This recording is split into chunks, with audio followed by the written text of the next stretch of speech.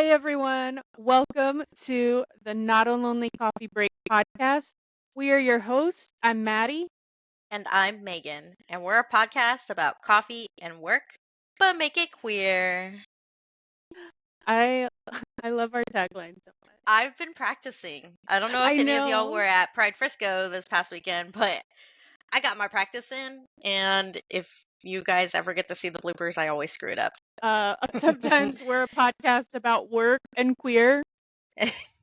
Sometimes we're a coffee about podcasts. Yeah. It really Yeah. just is, it just depends. So thank you again for joining us on our numero 10. Yeah, we're on our 10th Double digits, episode. baby. Double digits. Okay, so a few exciting things. First of all, when Megan and I went to Pride Frisco, y'all, we were on cloud 9 because we met Stephanie, our Yeah, listener, it was wild.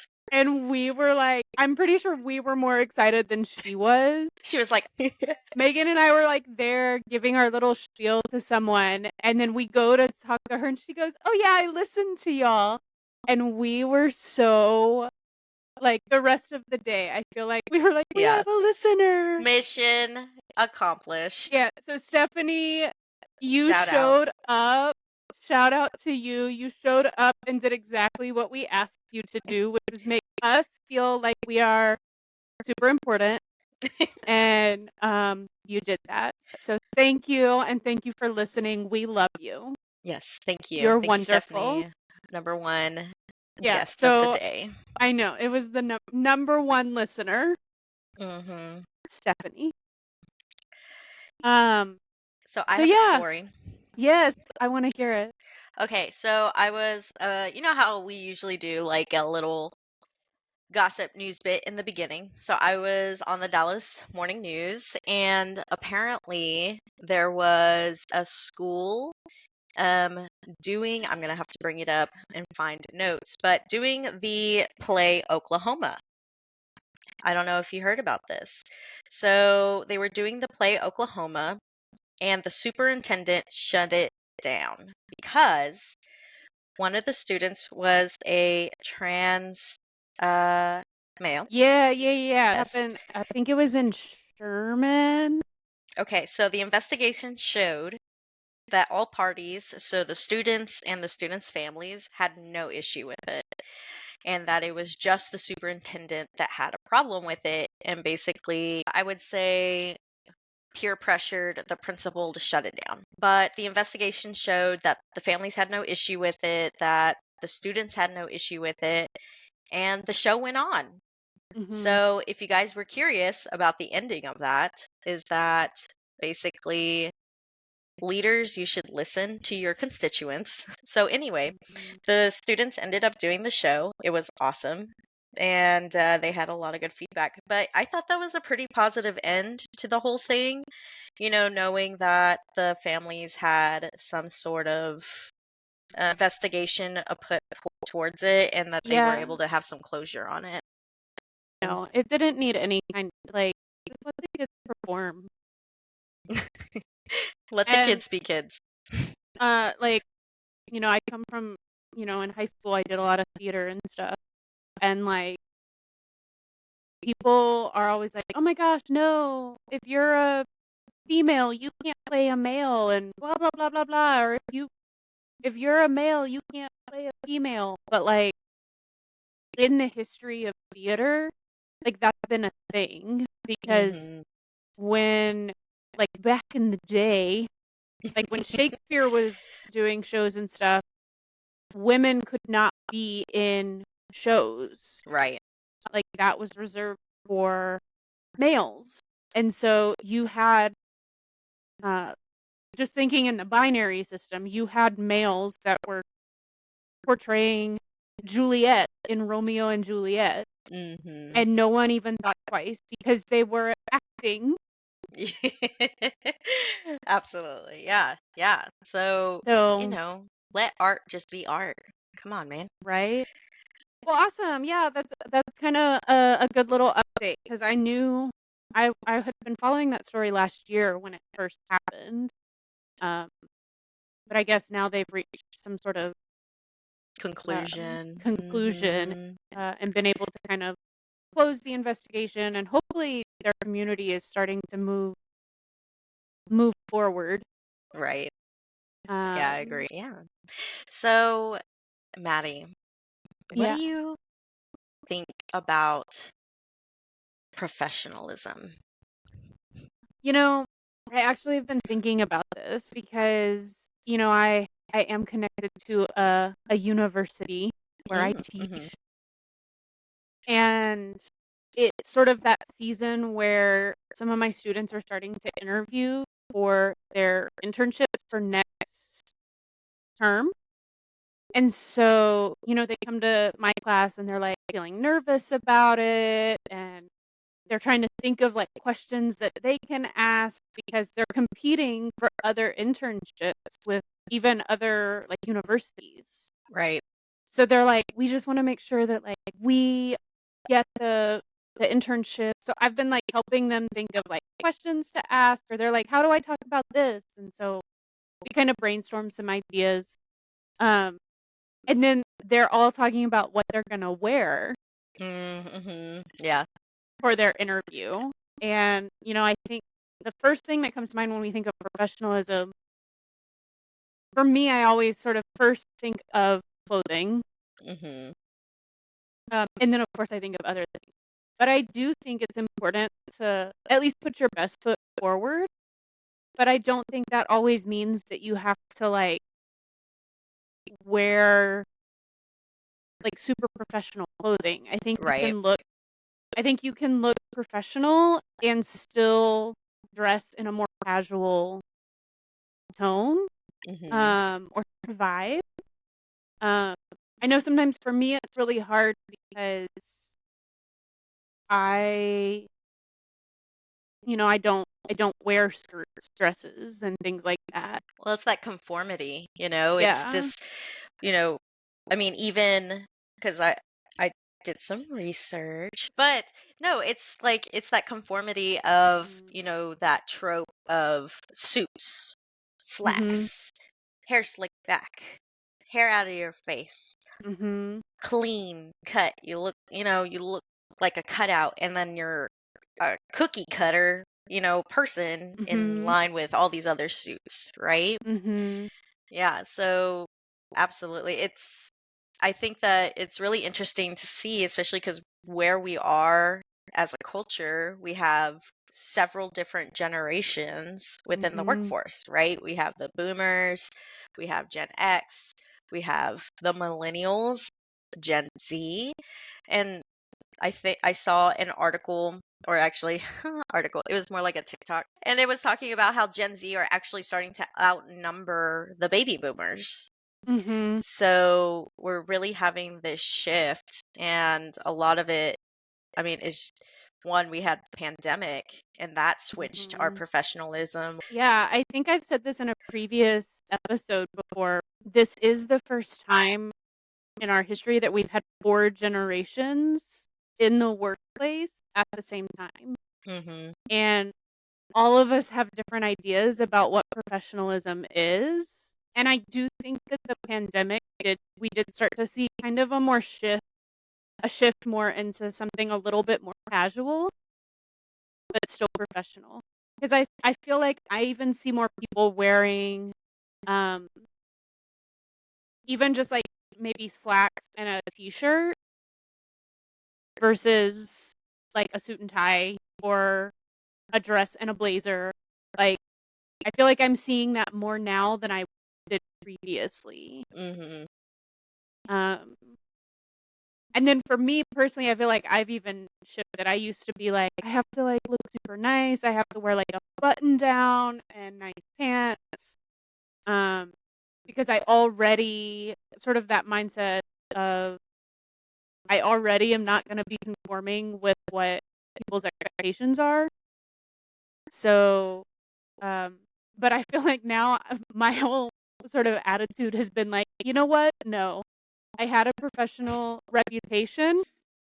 It went down the drain, and I've rebuilt it, and now I'm gonna wear what I'm gonna wear, like, Mhm. what I'm comfortable in, and if someone doesn't wanna work with me because I show up in jeans and a nice shirt, That's on them. that's that's more on them than me.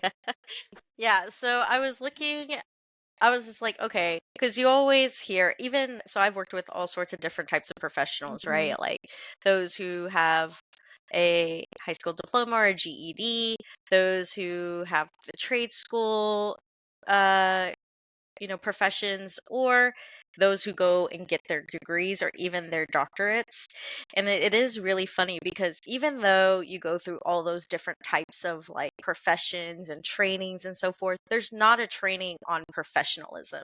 There's uh-uh. just this expectation that you have to do a certain thing. So I was like, okay, let me just Google professionalism. And the definition is the competence or skill expected of a professional. And you're like, okay. Pretty vague, pretty Yeah, vague. like, okay, well, what do you want from me? And then It's I because was, I feel like it's because it's so subjective. mm-hmm, It's based on each person and their right, idea of what they think is professional. mm-hmm. So, like, from a society standpoint, like, in the group level, you know, as we were saying, as the generations start to change, there's Mhm, like these characteristics of what we look from a professional level. So, like, from the traditional level, where we see from the tropes of the 50s into the 60s, the workforce was mostly men. Okay.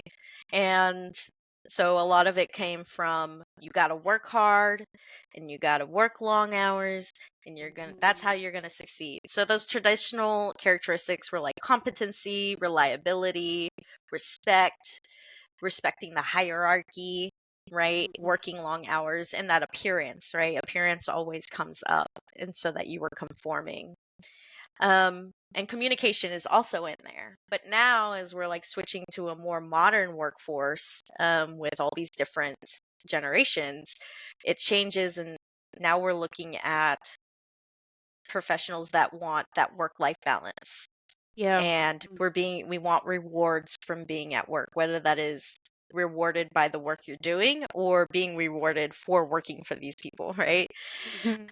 Respect from coworkers, respect of cultures, and understand listening to the needs of your team members from a professional and personal level, and being able to be our authentic selves at work. So that really shines on you, Maddie, because that's where the modern workforce is coming from. We want to be more authentic. We want to feel that we're not just wasting our lives away. I think one thing that we are starting to kind of see is that shift. Um, and I do think that that is causing some of our workplace toxicity because there's sort of this disconnect in priorities as an employee and what professionalism looks like. Because someone who's from sort of maybe the younger generation, or someone who just worked myself to the bone and I'm just like, I'm done with that nonsense. Hmm. Hmm. Um, I we really feel like. Oh, go ahead. I was gonna say we're kind of pushing back a little bit to those norms of you have to work like your hours are not, even though it says 9 to 5 or whatever, that's not for real. Like you work when we need you to work. And people Hmm. are like, nope, I'm sorry. Like my relationship is more important. My family is more important. Like I don't owe you anything. Yeah, absolutely. And well, it's the values, right? The Mhm. values within cultures that have changed, they're shifting. And that post-pandemic era where we had to spend so much time at home Mhm. and our work hours were for some of us who Non-existent. non-existent. It was 24 hours. Yeah. Wake up, read the email, go to sleep, wake up, read the Mhm. emails. It was just it's wild, especially if you weren't being able to work in office. And me personally, I prefer to work in office because then I personally get to set those boundaries Mhm. that this is my hours of work, and then I come home and I will do my very best not to think about it, even though Yeah. I think I do. I think that has kind of shifted for me too. I used to kind of be someone that did prefer kind of going to the office. Um, Even like during the pandemic, we had sort of a hybrid. I don't know if you remember, we went hybrid for a little while where we like would Mhm. alternate days that we were in Days. the office. So we were Yeah. still we would literally like take turns who was physically in the office and we would just be there by ourselves. Um, but Together but um separate. Yeah. but now that I work from home, I have found a way to make it work to where I'm still getting those things done. Um, but I guess there's still some days that I'm like, "Oh, I wish I had, like, a physical location that I was going to," especially if Right. it's maybe a day that I'm really struggling to stay focused or I have, like, something a big project I'm working on or Well, I anything like enjoy the that. camaraderie, having Mhm. like, I think that was something you and I enjoyed a lot was just being Mhm. able to talk to each other, bounce ideas off each other Yeah. and de-stress a little bit. Uh, Mhm. so for those of you who are wanting to build on your own professionalism, there's, you know, Indeed, which, if by the way, Indeed, LinkedIn, they're posting all these different articles on how people can um, update their professional skills and Mhm. professionalism, but they boiled it down to like 15 characteristics that employers and your coworkers are looking for. So it's a lot. But your appearance, so a professional appearance can range from like business casual up to until like just straight up business professional where we're talking suits and blazers and so forth. And reliability, ethical behavior, organizational skills, accountability, your language, so professional language, how you're speaking with others, separating your personal from your professional life. Are you bringing all that stuff to work? Are you talking about like your troubles too often? Or are you not being a personal person, right? There's also I struggle with this is like sometimes I get too professional and I'm just like I'll block and I won't talk to anybody about anything and I'll just block it out because I'm trying to ignore life stuff.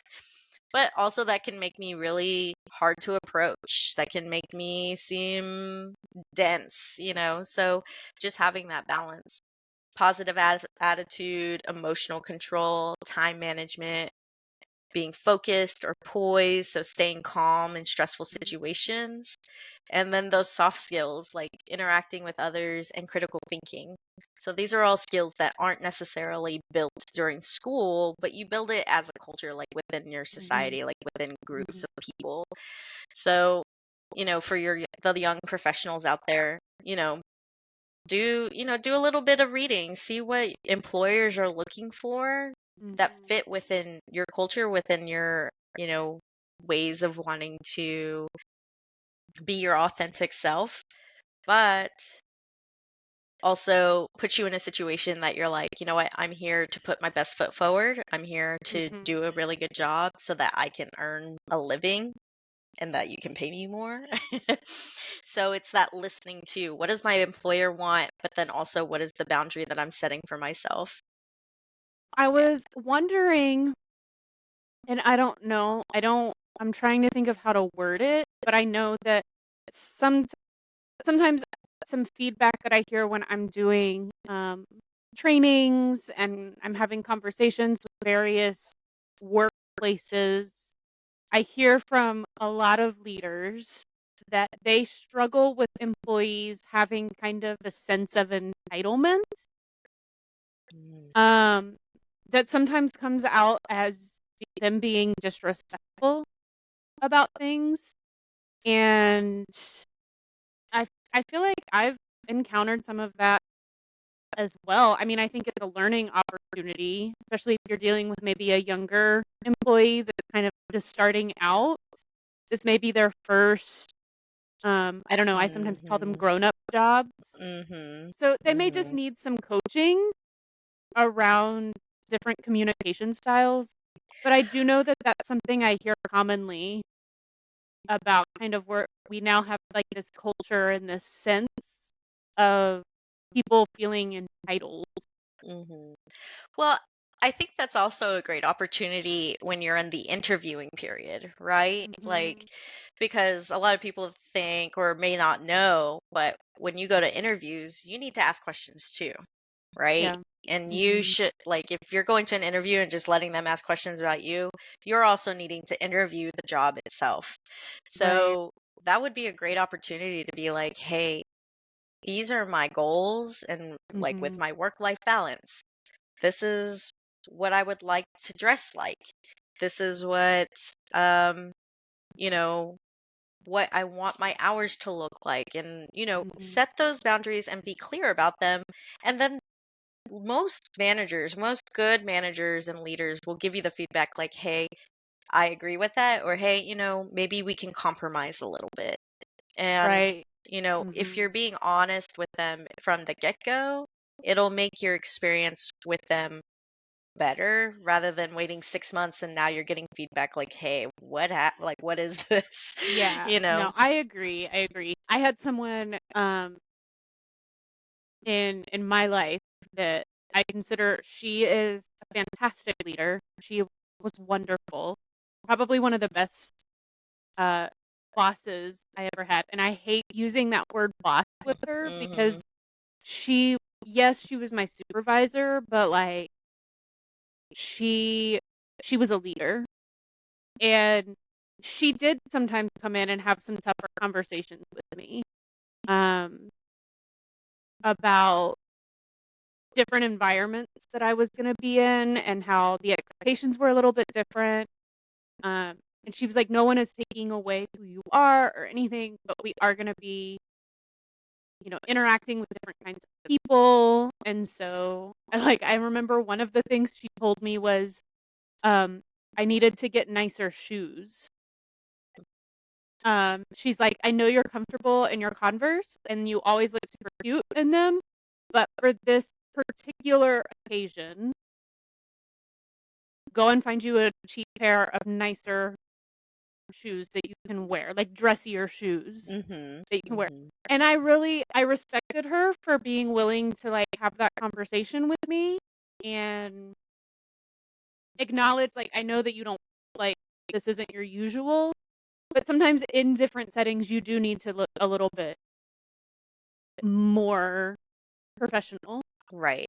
Yeah. or Especially if you're dealing more with intentional. clients, Yeah, if you're absolutely. unsure of, if you're trying to win a client, if you're Mhm, trying to gain their respect or trust, doing some research on that client and really seeing like, okay, what do they usually prefer in their workplace? What do they usually prefer, from their team members and stuff? And that will give you a good insight, because mhm, sometimes, I mean, at the end of the day, we're trying to seal the deal, right? And mhm, so I think doing a little bit of research on your potential clients or jobs is a really good mhm, idea.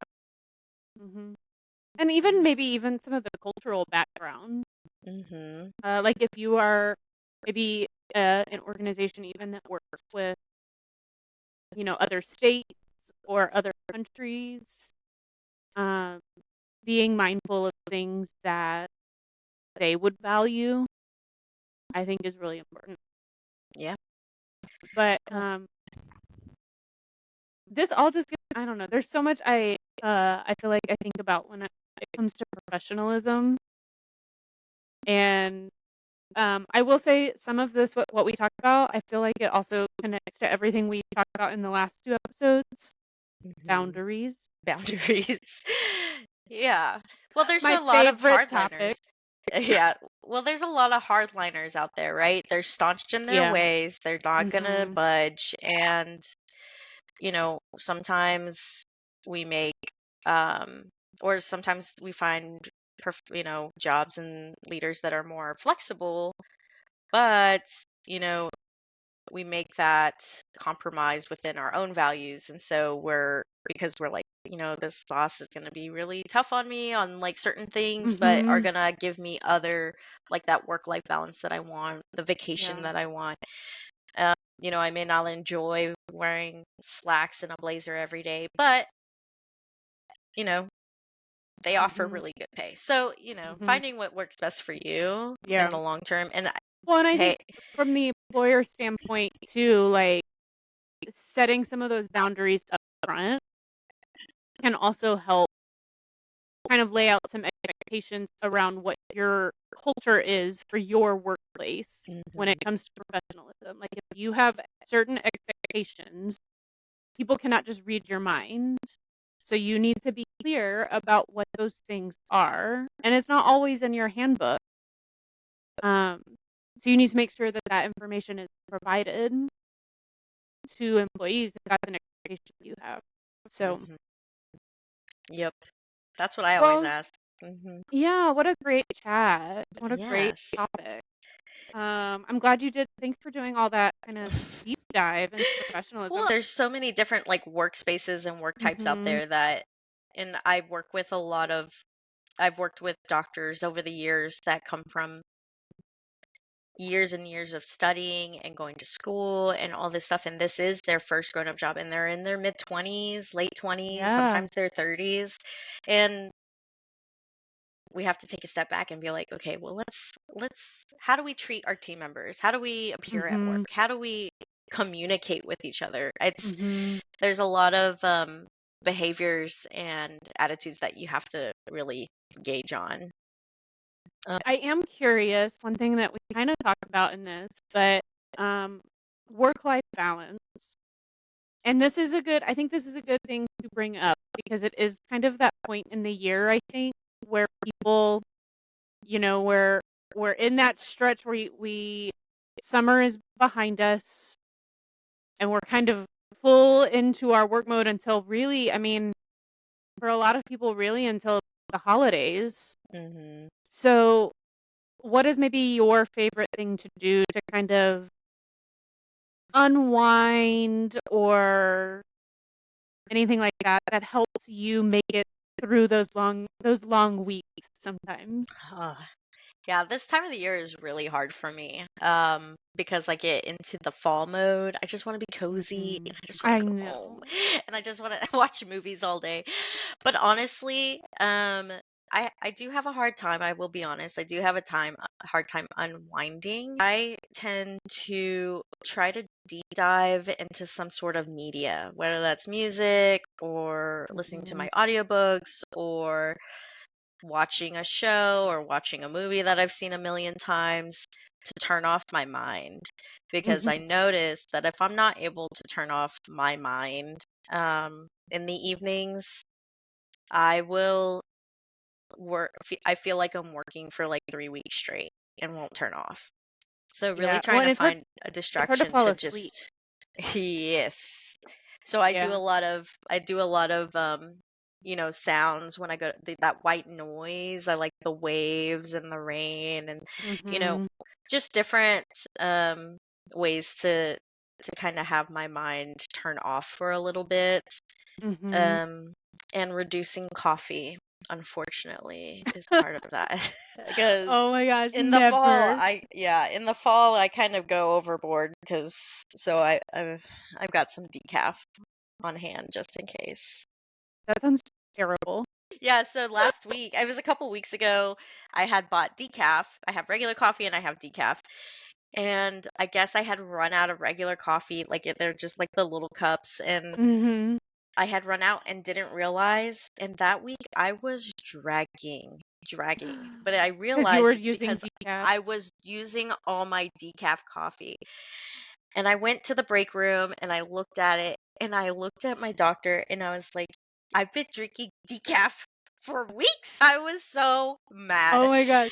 I was I so was mad. one time I was one time doing a training with someone. We were co-training, and I had trained with her before, and so I kinda knew what her personality was and all of that, and this particular day, she was, like, all over the place, and I was like, "What is happening?" And then at one point, like, we were going into a break, at one point she goes, "Okay, I'm gonna hand it over to Maddie, for this next section because I just realized that I had some of my husband's coffee, which is caffeinated, and I have not had caffeine since 1992. Oh no. And so she's like, "I am wired." And I was like, There's like "How does that sweet happen?" sweat beating down her I was like, side. "How does that happen?" She's like, "We had matching cups, and I guess I just grabbed his cup." And I was like, "Oh my gosh." So now every time I train with her or see her, I always check, "Have you had your decaf coffee today? What kind of day are we having?" Yeah. She goes, "Never again. I'm never doing that again." She probably thought she was having a heart attack or a I panic think attack, I think something. so, yeah. She definitely was like, something is up." My anxiety is through But the roof. she had not had caffeine since 92, and, That is like, wild. of all the days, it happened when I was training with her.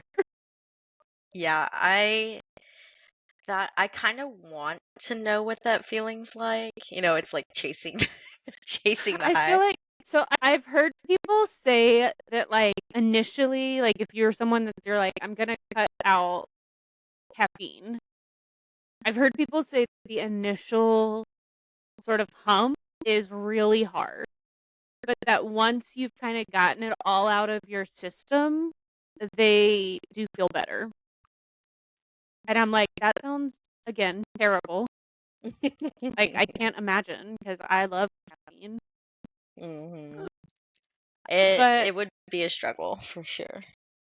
no, yeah, for me, I feel like a lot of the same things for work-life balance. I do a lot of the same things. I like to watch a show that I don't have to think about a whole lot, snuggle with hmm my animals. But we are nearing, the final sips of our coffee, but I did wanna just take a moment to acknowledge we are in a tough time right now.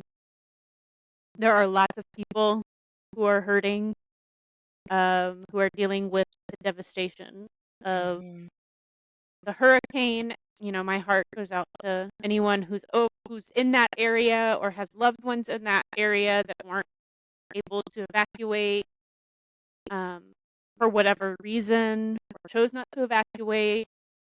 We just hope that they stay safe. And hopefully we have And good yeah, news and next hopefully. next time, and it's not, Mhm. but we know that at this point, when stuff like that happens, we all have to kind of band together. The differences, and let's take care of our neighbors.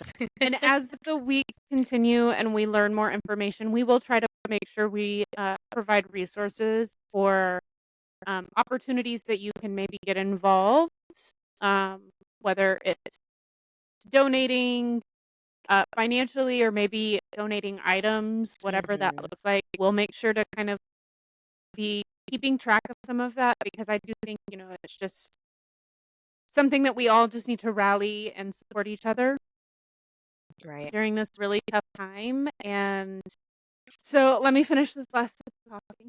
I know. Cheers. Oh, it's caffeine. But that does sort of wrap up our time together. But we always want to thank you guys for joining us. You guys are awesome, and we love you. And to our We new hope to run listeners. into more of you hmm out in the community. If this is your first time checking us out, go check out our other episodes. And then, of course, hit that subscribe button so that you never miss a future episode.